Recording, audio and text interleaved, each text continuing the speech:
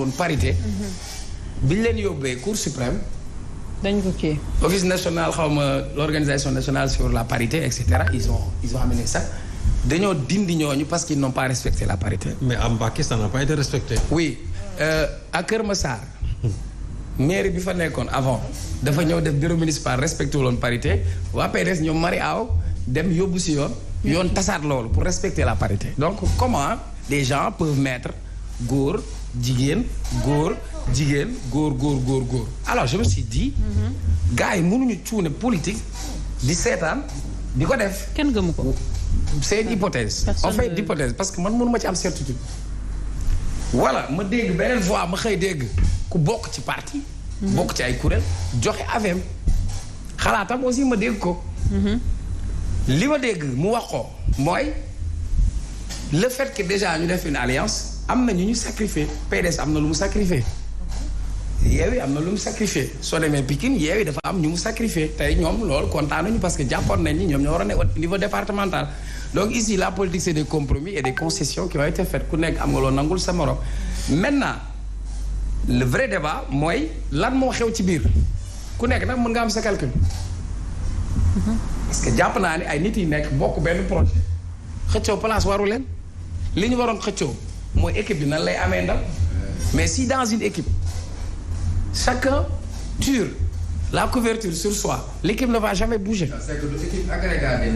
oui mais xam nga tey donc beneen affaire bi moi dama doon wax ma ne leen tey Yewwi Askan Wi c'est une machine de guerre c'est un poids électoral beaucoup sont devenus maires parce que Yewwi Askan Wi avec la force et l'attractivité d'Ousmane Sonko. alors aujourd'hui Saliou l'a dit. ñu bëri dañu daw buruxlu dem dugg ci liste ba. day créer embouteillage. sur une liste nationale boo xam ne c'est moins de 60. d'accord.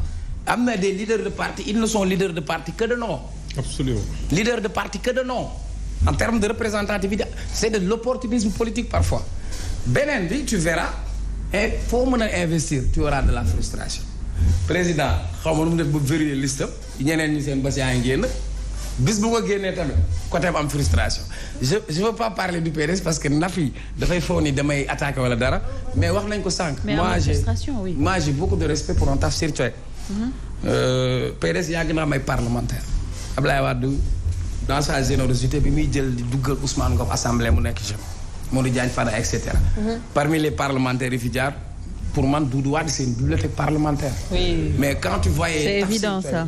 Tafsir Thioye développer débattre argumenter mettre des chiffres sur la table poser des chiffres sur la table pour man ban profil la ñan la ñu war a yóbbu ci assemblée mais quand je vois Tafsir Thioye rangé tout à fait derrière. Après. Doudou Wade absent de la liste. Doudou Wade. Oui, je me pose des questions, etc. Bon, Doudou Wade, peut-être il n'a plus rien à prouver à l'Assemblée nationale. Oui, mais on a besoin de gens comme Doudou Wade à l'Assemblée nationale. C'est important. Et ils sont à mes questions Assemblée nationale. Ça xel Doudou Wade ngay woo automatiquement pour ñu bëri bu ñu xamee Assemblée nationale même ñi nga xam ne ñoo fi nekk tey. dañuy nekk ci ay mbir dañu koy woo consulter laaj ko parce que xam na ko. raison de plus l'émission il nous appelle. mais je voulais pas. ak man mi ak keneen mais li ma bëgg c'est une bibliothèque vivante pour tout le monde mais li ma la bëgg a wax une investiture dafa am ay données yu mu laaj Nafi peut-être jox na ay raisons. structure parallèle et cetera. Après, c'est entre eux. mais Nafi Mayoro qu'est-ce qu'il a dit il a dit qu'il s'est senti trahi par Karim Wade. il l'a dit. du man maa ko wax. oui c'est humain. C'est humain parce que peut-être il a eu ses frustrations. Ouais, mais c'est un ressenti. man waxuma ko je crois que Mayoro s'il a été au devant de la scène c'est parce que Karim Wade joxoon na ko confiance il écrivait pour Karim Wade peut-être Karim tànn na ko tànnu lay moroomam. bi ñu nekkee Saint-Louis le PDS certains ont choisi Mayoro au profit de Braya et cetera genre. mais man fi ma bëgg a ñëw surtout mooy. nga daanalee foofu Cheikh. tey walaaj naa ko na fi tey qui décide parce que tey bu ma xoolee ma am une lecture je vois Toussaint Manga 34e je vois Marie Séou Ndiaye 14e Nafi ma j'aurais aimé te voir 2e ou 3e ou 4e parce que pendant plus de 10 ans en termes d'engagement en termes etc. mais aujourd'hui est-ce qu'on met les gens parce qu'ils sont plus proches de nous est-ce que c'est pas plus de la partisanerie comme on dit à propos de liste yu ñu changé j'interroge l'histoire Nafi en 2017 yow da nga toogoon ngay bind dafa am ay tonton Blanco même au sein du PDS c'est-à-dire defar nañ ay liste déposé ko balaa délai bi ñi nga xam ne ñoo waroon defar liste yi Nafi Diallo peut-être neexu leen wala nee na neexu leen. ñu changé ko ñu changé tur ba foofu ca balaa nga ko rof fa turu keneen. donc c'est pas la première fois. l'autre responsabilité voilà donc ça veut dire que question d'éthique yi ñuy posé muy pouvoir ak muy opposition. c'est-à-dire ñi nekk ci opposition bi am na ñoo xam ne ñoo fi nekkoon démb tey ñu nekk opposition. ñi nekk ci pouvoir bi ñoo fi nekkoon démb opposition donc ça veut dire que li am fële am fi yëpp ah waxamay fay. damaa toog déglu leen lu yàgg ngeen xaabaabal sama waxtu jot nag ma yàq ko damaa toog ne nem dégg samay wakanda. professeur Sanoussi avant may jox Nafi dama lay jox yow tamit. fii kay wakande wax la ñëpp a fi bëri wax. voilà. comme ça mu regrouper toutes ces questions parce que professeur Sanoussi naa ma boole sama nijaay Babacar Diagne parce que Sanoussi mënul nekk candidat toog fii ne léegi day analyser Babacar Diagne maa ngi lay nuyu. mënatul neutralité amatul. ba pare chaque jour da doon wax y a pas d'objectivité mais aujourd'hui le professeur Sanoussi quand il parle est-ce que c'est sous objectivité non professeur nag on l'a toujours connu très objectif mais j'espère que ça va continuer mais quand même permettez-moi quand même moi si occasion bi je crois que ñu ngi xaar Pape Djibril mu ñëw parce que pour man aussi c'est une bouffée d'oxygène aussi pour la démocratie il faut que mu nekk lu participatif que sénégalais am des multitudes de choix. Allez-y. non honorable député professeur. li ma ci bëgg a wax si professeur nekk député nag. xam nga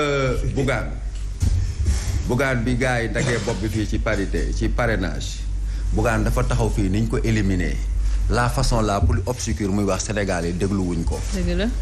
mais c'est ce que la dame vient de dire. xam nga bu ñuy wax baatu démocratie Demos Kratos la ñu wax. Abraham Lincoln mu ne le pouvoir du peuple. par le peuple et pour le peuple. ça veut dire que bu fekkoon dañoo nekk ci dëgg.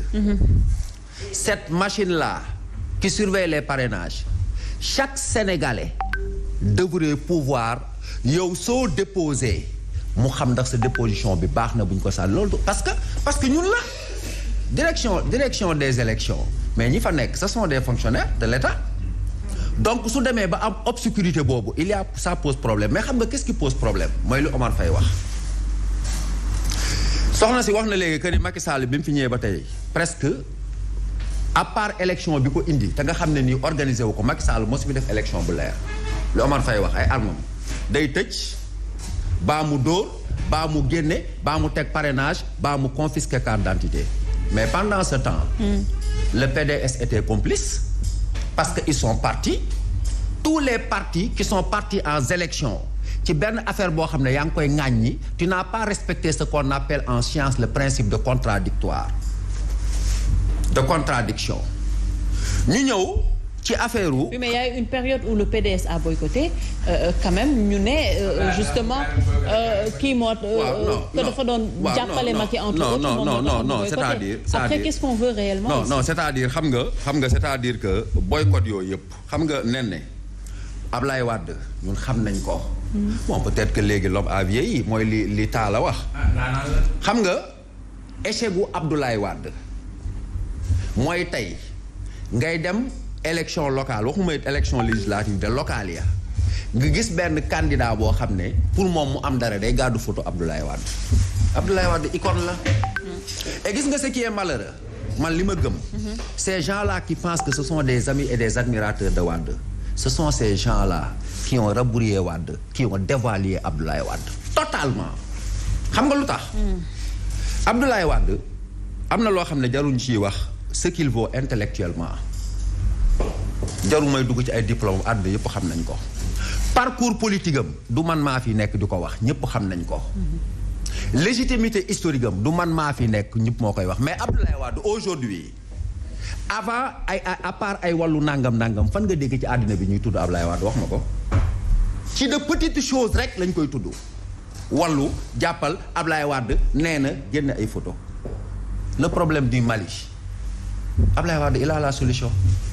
même Poutine Abdoulaye Wade il a une solution mais dañ ko jël benn instant def ko seen prisonnier li Serigne Saliou di wax léegi ñi bëgg Macky Sall def 3e mandat du pour Macky Sall de pour cet intérêt la waa certains partis du PDS man je les accuse d'avoir totalement dévalué Abdoulaye Wade xamuñ valeur am parce que aujourd'hui si Abdoulaye Wade c'est kii benn synonyme boo xam ne on parle de qui Abdoulaye Wade lu toll ni Abdoulaye Wade ngay taxaw fii looy wax ak moom ci rocc nañ ay liste dugal nañ liste y a quelqu'un qui vient qui m'envoyer un message pour mu dire que non xaaral rek xam nga souvent soo ko waxee dañuy dugg ci Facebook bi tous les jours di la saaga ndey am na benn waaye bu dugg ci Facebook bi mu ne mais ce professeur là qui critique Abdoulaye Wade qu'est-ce que son père a foutu pour ce pays xam nga déjà kooku il n'est pas un wadiste parce que un vrai wadiste dafay poser ay arguments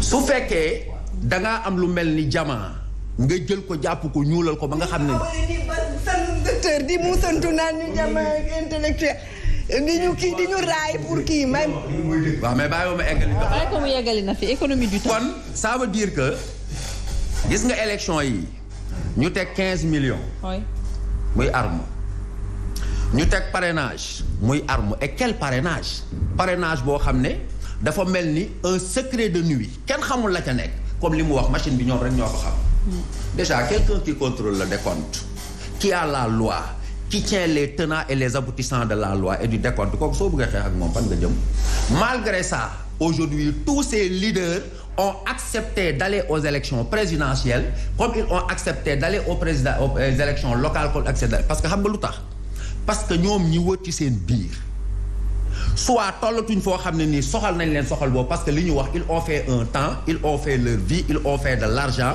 soit leer na leen ne bu amoon parrainage double parrainage aussi il faut passer par député donc la conclusion mooy man je pense comme ni ko Omar Faye waxee le véritable problème c'est que nit ñi li leen intéressé mooy suñu personne et ce que j'ai